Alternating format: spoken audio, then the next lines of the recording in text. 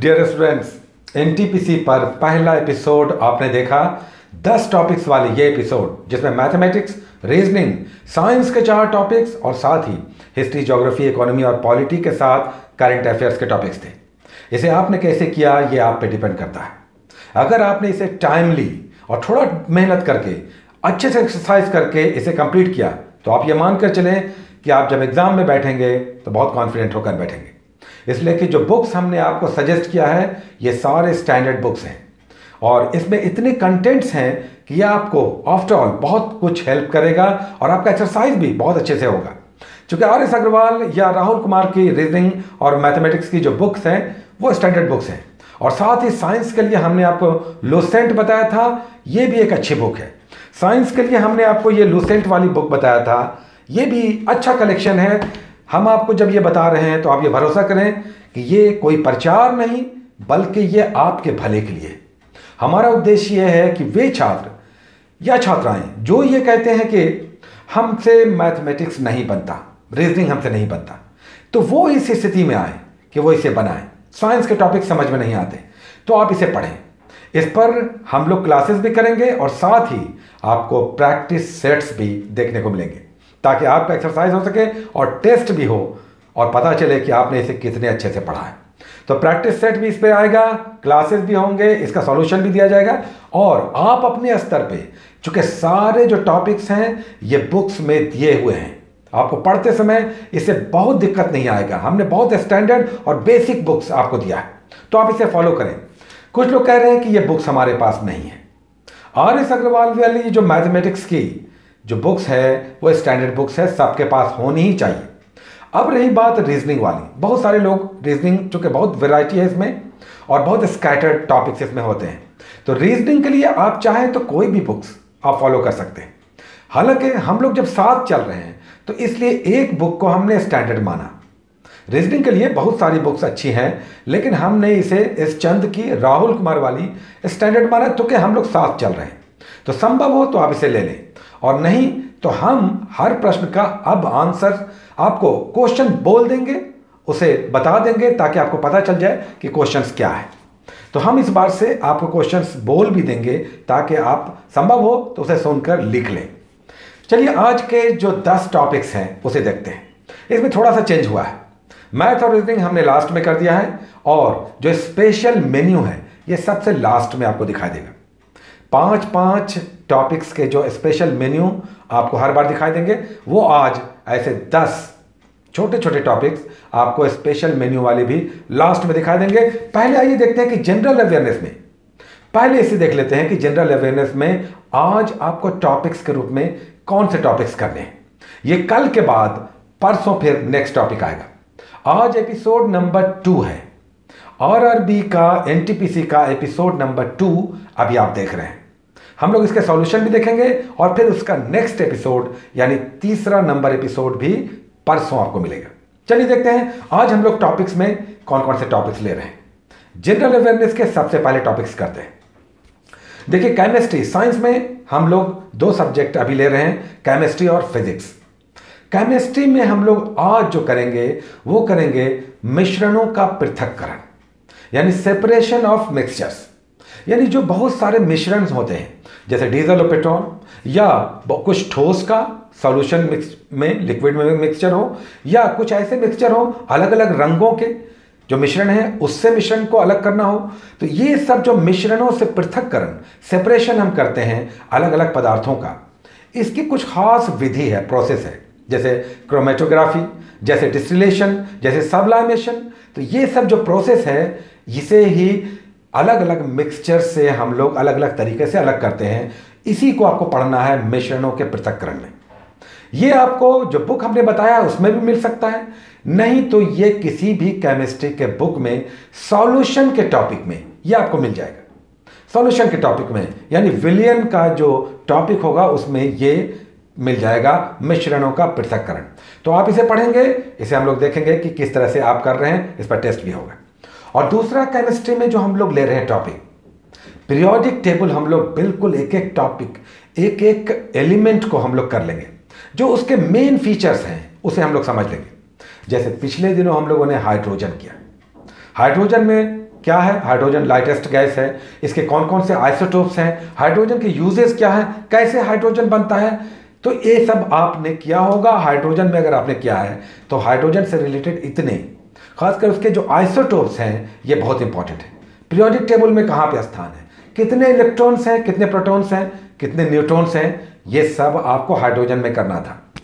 आज हम लोग जो दूसरा टॉपिक पीरियोडिक टेबल से कर रहे हैं वो होगा एलिमेंट पीरियोडिक टेबल का दूसरा एलिमेंट, यानी जिसका एटॉमिक नंबर 2 है, वो हीलियम हम लोग करेंगे। हीलियम जो नोबल गैस का एक गैस है, इसे इस बार हम लोग केमिस्ट्री में करेंगे। यानी एटॉमिक नंबर 2 का परमाणु संख्या 2 वाला पीरियोडिक टेबल में हीलियम गैस के डिटेल्स हमें लेना है। ये गैस क्या है, इसके क्या क्या अलग अलग यूजेस हैं, ये कहाँ पर विशेष रूप से प्रयोग होता है, इसका वजन कितना होता है, डाइविंग में जो डाइवर्स होते हैं समुद्र के अंदर वो किस तरह से इसका प्रयोग करते हैं, तो हीलियम गैस आप करेंगे। ये तो केमिस्ट्री में हो गया।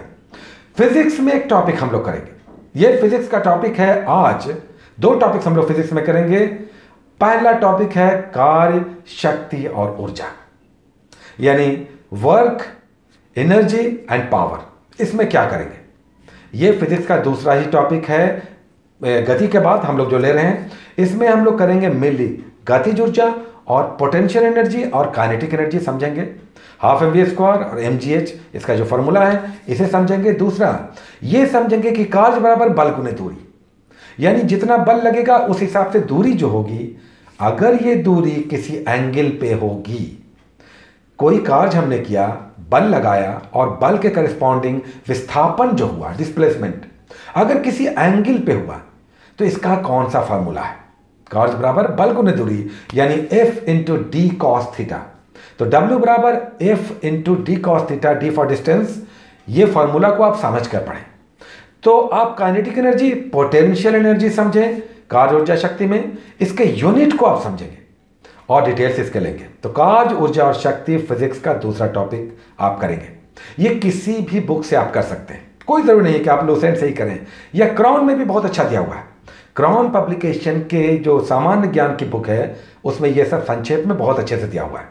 लेकिन ये सारे बुक्स में फिजिक्स के ये टॉपिक्स हैं, तो चाहे अरिहंत हो, घटना चक्र हो, या कोई और बुक हो, दृष्टि की हो या कॉस्मोस पब्लिकेशन की हो, तो आप इस किसी भी बुक से कार्य, शक्ति और ऊर्जा करेंगे।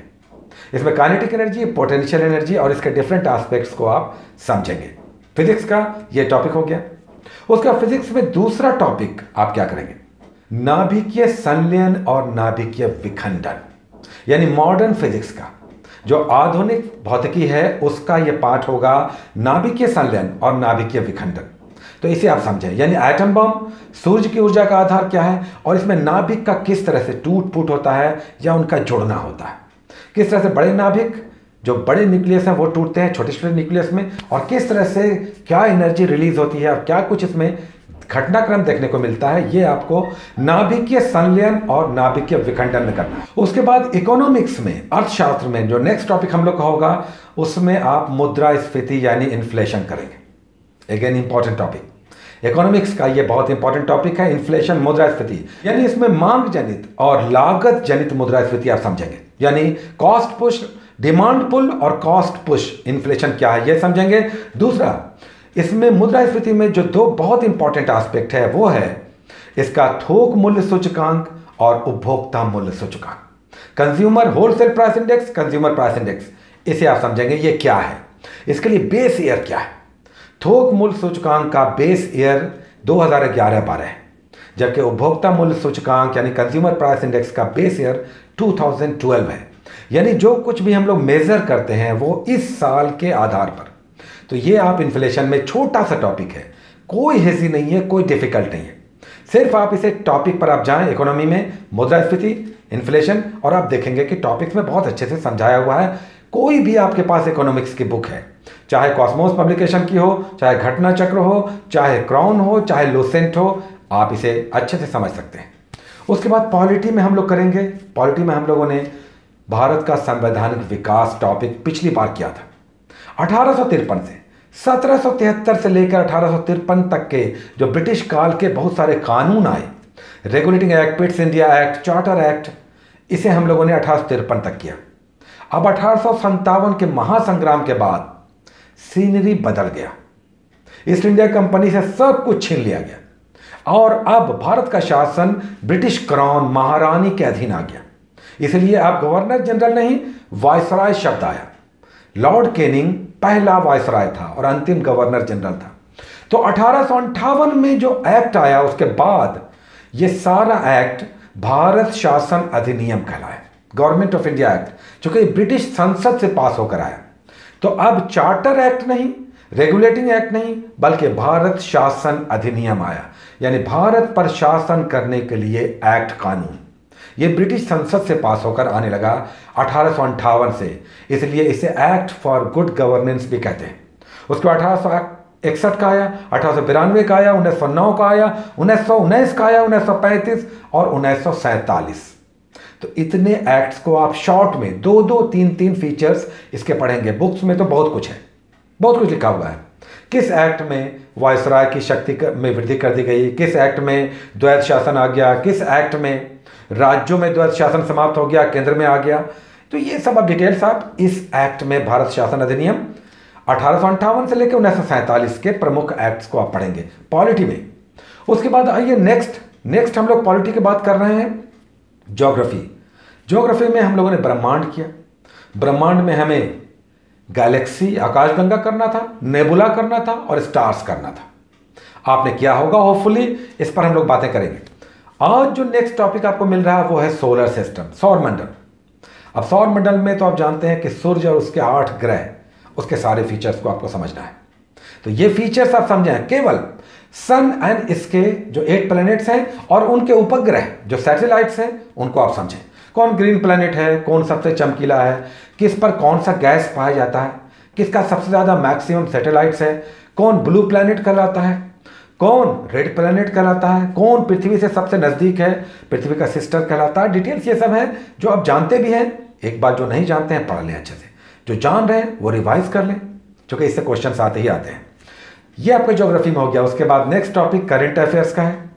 करंट अफेयर्स हमने तो प्रतियोगिता दर्पण सेलेक्ट किया है। आप दृष्टि, घटना चक्र, क्रॉनिकल, समसामयिकी महासागर, सक्सेस मिरर, कुछ भी कर रहे हैं आप कर सकते हैं। अप्रैल मंथ का आप मैगजीन करें। हालांकि हम लोग जब कंबाइंड चल रहे हैं तो हमने प्रतियोगिता दर्पण को सिलेक्ट किया है। इसमें आप करेंगे अंतर्राष्ट्रीय घटनाक्रम। अप्रैल 2019 के प्रतियोगिता दर्पण का राष्ट्रीय हम लोग कर चुके हैं पिछले टॉपिक में। इस बार हम लोग करेंगे अंतर्राष्ट्रीय घटनाक्रम। इसके टॉपिक, अब दूसरा ही टॉपिक है पीटी का, उसमें सारे इंटरनेशनल जो घटनाक्रम है उसमें बहुत अच्छे से जो इंपॉर्टेंट है वो दिया हुआ है। इसे आप करें और इसे समझें, इस पर आपका सेट आएगा, क्वेश्चन आएगा। तो ये तो हो गए आपके जनरल अवेयरनेस के टॉपिक्स। उसके बाद हम लोग आइए 2 मैथमेटिक्स और रीजनिंग के टॉपिक्स देख लेते हैं, जिसमें 5 टॉपिक्स हम लोग ले रहे हैं। चलिए देखते हैं कि इसमें किस तरह के टॉपिक्स हम लोग आज ले रहे हैं, जो एक दिन के गैप के बाद परसों हम लोग फिर से जांचे परखेंगे। ये तो बहुत इंपॉर्टेंट सेक्शन है, विशेषकर वैसे लोगों के लिए जो ये कहते हैं कि मैथ और रीजनिंग हमारा कमज़ोर है।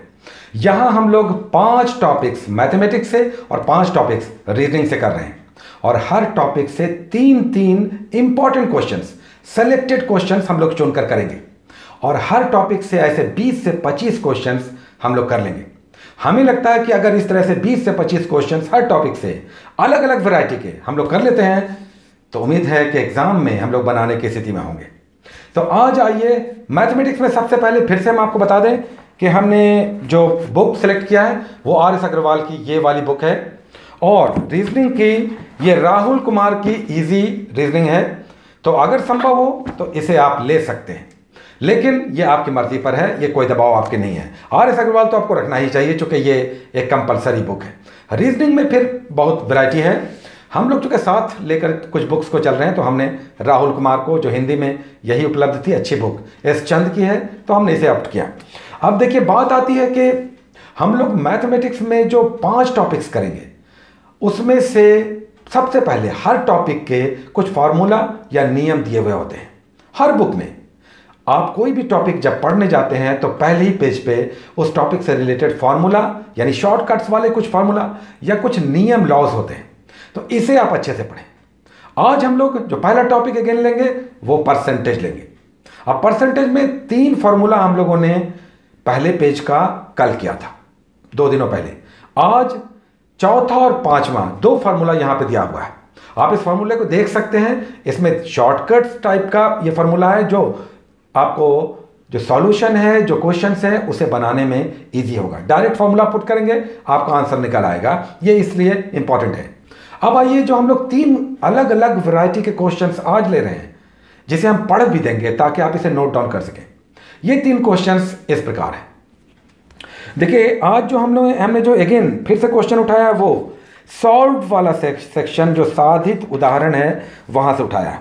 इसमें आज हमने जो नेक्स्ट क्वेश्चन लिया है वो 12वां नंबर प्रश्न है।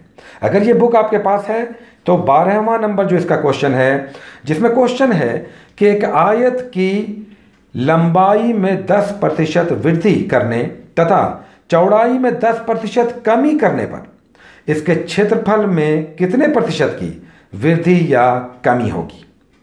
ये शॉर्टकट मेथड से बन जाता है। जो फार्मूला हमने आपको कहा कि याद करें या देख लें, उसी फार्मूला पे बन जाएगा। अगेन फिर से हम पढ़ रहे हैं। क्वेश्चन नंबर 12 है साधित प्रश्न का। एक आयत की लंबाई में 10% की वृद्धि करने तथा चौड़ाई में 10% की कमी करने पर इसके क्षेत्रफल पर कितने प्रतिशत की वृद्धि या कमी होगी। नेक्स्ट क्वेश्चन आइए, क्वेश्चन नंबर 2 जो आज हम लोग करेंगे प्रतिशत का, परसेंटेज का, वो है क्वेश्चन नंबर 18 सॉल्यूशन वाले का, साधित उदाहरण वाले का।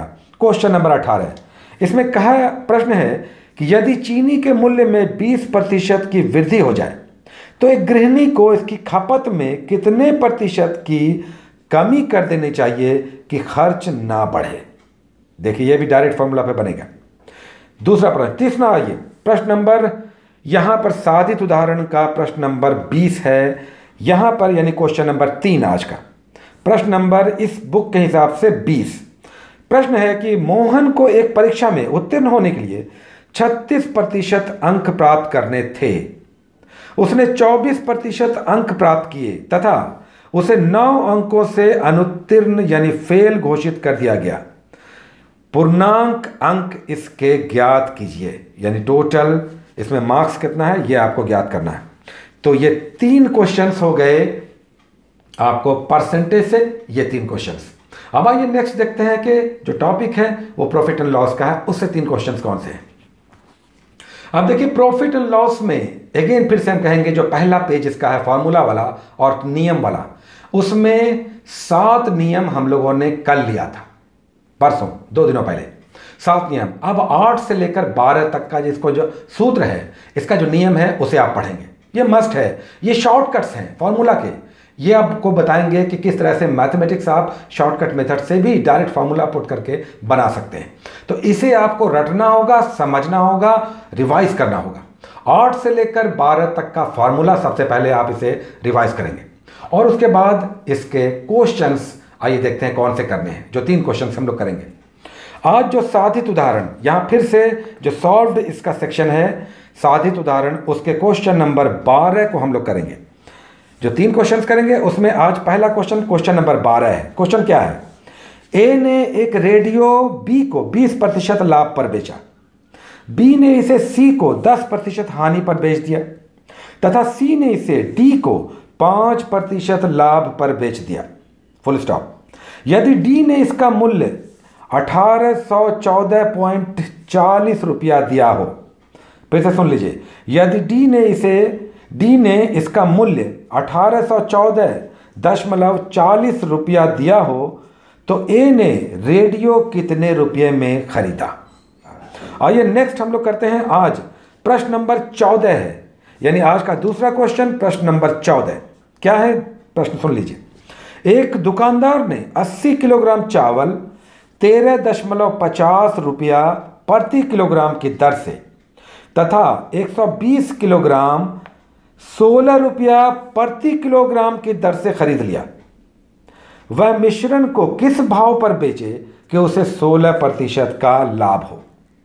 फिर से हम क्वेश्चन पढ़ रहे हैं। एक दुकानदार ने 80 किलोग्राम चावल 13.50 रुपया प्रति किलोग्राम की दर से तथा 120 किलोग्राम 16 रुपया प्रति किलोग्राम की दर से खरीद कर मिला दिया। वह मिश्रण को किस भाव से बेचे कि उसे 16% का लाभ हो। आइए तीसरा क्वेश्चन इसका देखते हैं, जो प्रश्न नंबर यहाँ पर 17 है, यानी साधित उदाहरण का प्रश्न नंबर 17 है। क्वेश्चन है कि एक फल विक्रेता ने 5 रुपये के 6 की दर से केले खरीदकर 3 रुपया के 4 की दर से बेच दिए। उसका लाभ अथवा हानि प्रतिशत ज्ञात करें। क्वेश्चन फिर से सुन लीजिए। एक फल विक्रेता ने 5 रुपया के 6 की दर से केले खरीदे और उसे 3 रुपया के 4 की दर से बेच दिए। उसका लाभ या हानि प्रतिशत आपको ज्ञात करना है। तो ये प्रॉफिट एंड लॉस के 3 क्वेश्चंस हो गए। आइए नेक्स्ट टॉपिक देखते हैं कि कौन सा है और उसके कैसे क्वेश्चंस, आपको 3 क्वेश्चंस करने हैं। टाइम एंड वर्क का जो 3 आज का क्वेश्चंस है वो फिर से साधित उदाहरण यानी एक्सरसाइज जो सॉल्यूशन वाला सेक्शन है उससे है। क्वेश्चन नंबर 4 जो यहां पर क्वेश्चन नंबर पहला होगा, लेकिन साधित उदाहरण में प्रश्न संख्या 4 है। प्रश्न है कि ए अकेला एक कार्य को 12 दिन में समाप्त कर सकता है, जबकि बी अकेला इसे 15 दिन में तथा सी अकेला इसे 20 दिन में समाप्त कर सकता है। तीनों मिलकर कार्य आरंभ करते हैं, परंतु 2 दिन बाद ए कार्य छोड़कर चला जाता है तथा बी कार्य समाप्त होने से 2 दिन पहले काम छोड़ देता है। कार्य कितने दिनों में समाप्त होगा। आइए नेक्स्ट क्वेश्चन, क्वेश्चन नंबर 2, लेकिन यहां पर साधित उदाहरण का प्रश्न नंबर 5 है। क्वेश्चन है कि ए की कार्य क्षमता बी से दुगनी है, अतः किसी कार्य को पूरा करने में ए बी से 20 दिन कम लेता है। दोनों मिलकर इस कार्य को कितने दिनों में समाप्त करेंगे। आइए नेक्स्ट क्वेश्चन देखते हैं। प्रश्न नंबर यहां पर 9 है, लेकिन आज का तीसरा क्वेश्चन इस टॉपिक का। ए तथा बी मिलकर किसी कार्य को 20 दिन में समाप्त करते हैं, कॉमा बी तथा सी मिलकर इसे 15 दिन में और सी तथा ए मिलकर इसे 12 दिन में पूरा करते हैं। तीनों मिलकर इस कार्य को कितने दिन में समाप्त कर सकेंगे। प्रश्नवाचक चिन्ह। उसके बाद बी अकेला इसे कितने दिनों में कर सकेगा, यानी यहां पर दो क्वेश्चन यहां पर हो गया। तो ये 3 क्वेश्चंस हो गए टाइम एंड वर्क से, इसे आप कंप्लीट करें। आइए नेक्स्ट दूसरा टॉपिक, चौथा टॉपिक मैथमेटिक्स का 3 क्वेश्चंस देखते हैं कौन से। देखिए नेक्स्ट चौथा टॉपिक जो मैथमेटिक्स का है उसमें टाइम एंड डिस्टेंस से हम लोग 3 क्वेश्चंस आज लेंगे। यहां पर फिर से साधित उदाहरण यानी जो सॉल्व्ड इसका सेक्शन है उससे 3 क्वेश्चन हम लोग लेंगे जो बनाया हुआ है। आप इसे देखकर अच्छे से समझ लें ताकि आगे एक्सरसाइज आप बना सकें। आज का जो पहला क्वेश्चन है यहां पर प्रश्न संख्या 8 है।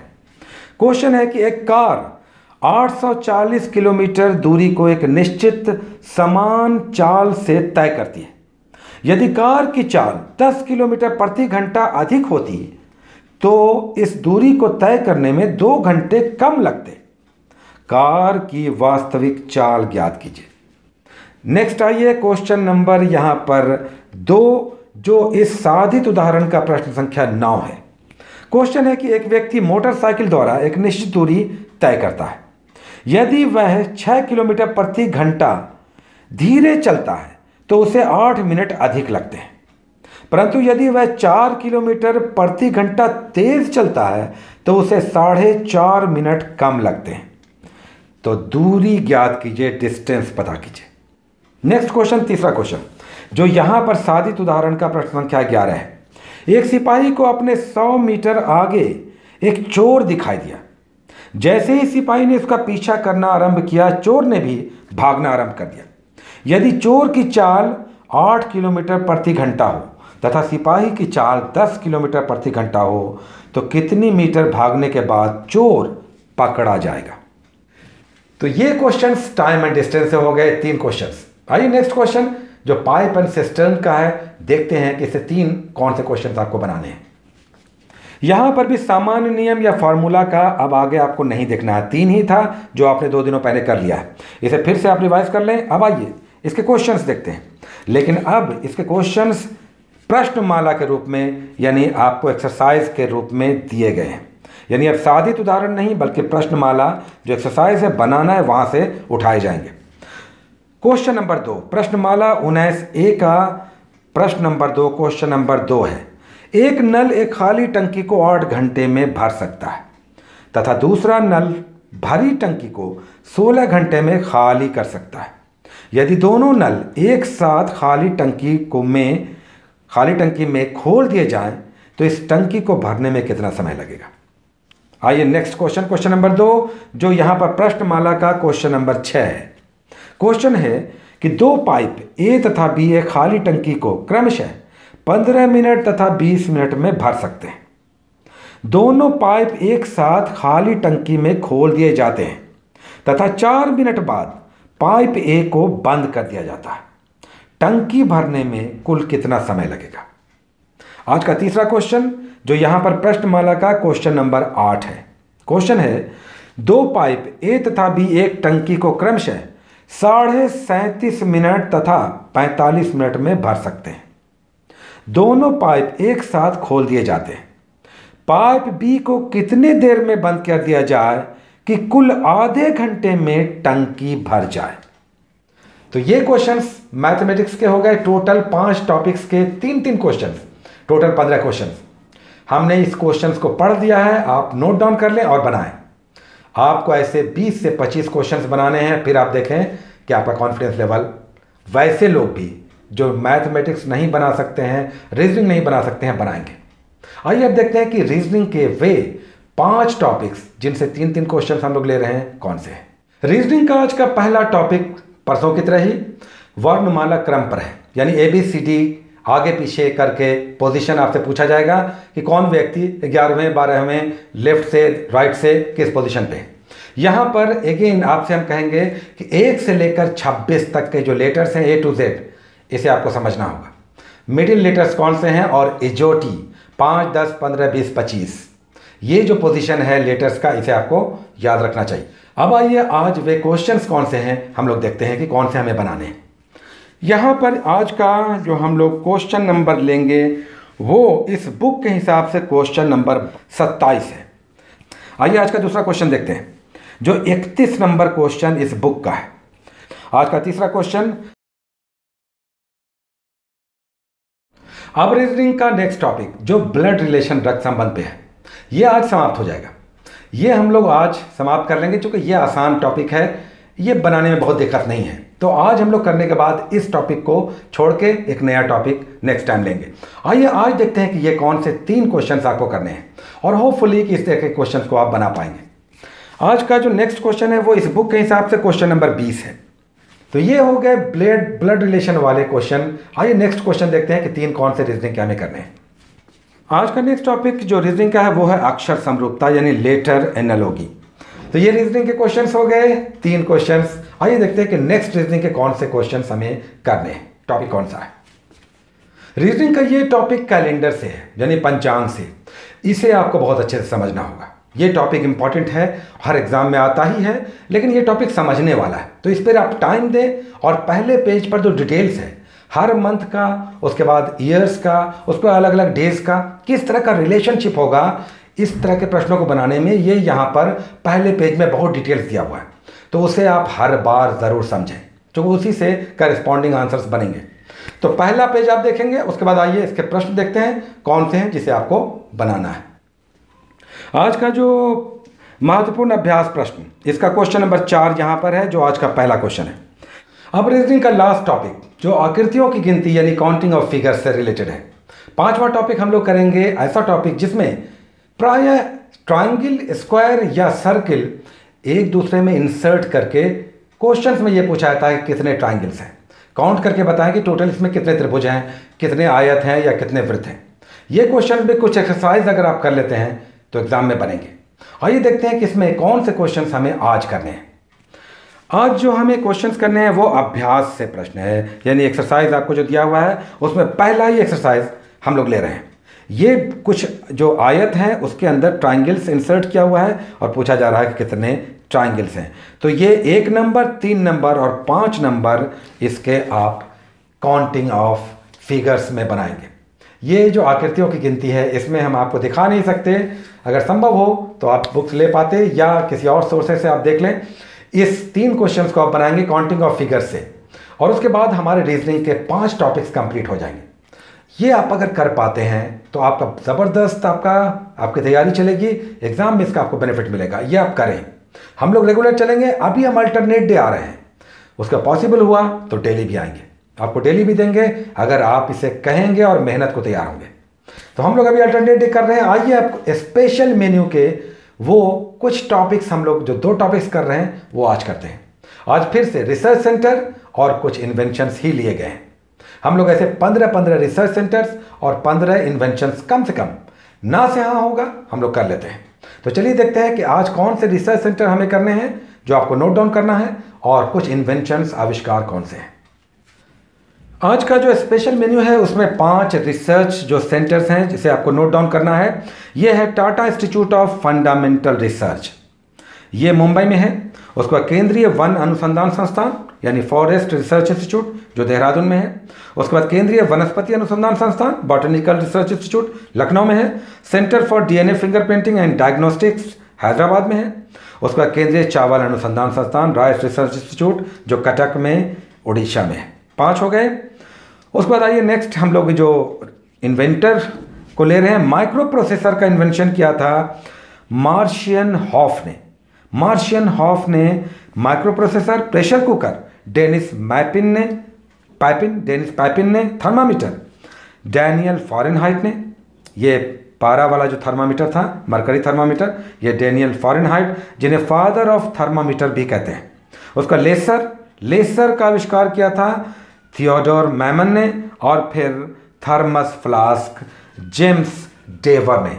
तो ये तो हो गए कुछ रिसर्च और इन्वेंशंस जो आपको करने हैं। इसे नोट डाउन आप कर लें एक कॉपी में और थोड़ा सा रिवाइज करते रहें। हो सकता है किस तरह के क्वेश्चंस रिसर्च वाले एग्जाम में देख जाएं। तो ये बड़े इंपॉर्टेंट कुछ टॉपिक्स हम लोगों ने किए। 10 टॉपिक्स बड़े हैं, इसमें कुछ छोटे टॉपिक्स हैं। एक दिन अल्टरनेट पे हम अभी आ रहे हैं, संभव हुआ तो हर दिन भी आएंगे। ये डिपेंड करता है आप पर कि आप इन टॉपिक्स को कितने अच्छे से कर पाते हैं। Take care.